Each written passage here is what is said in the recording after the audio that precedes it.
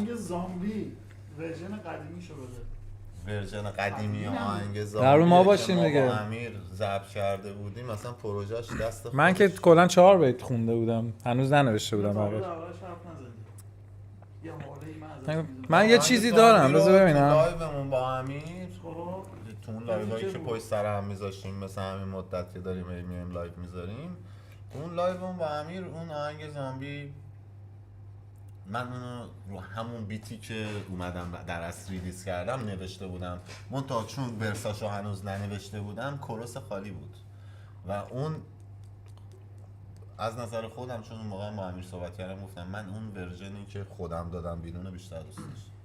اون که خود تو آلبوم اومد نیروانا اومد. آره اونو بیشتر دوست داشتم چون رپی تر بود. اون یه ذره فازش پاپی میشد، یعنی زیاد میرفت نمیشه گوش کرد تو لایو اگر داری. من یه تیکه فکر کنم همینجوری فری استایل رفتم ببینم هست اصلا.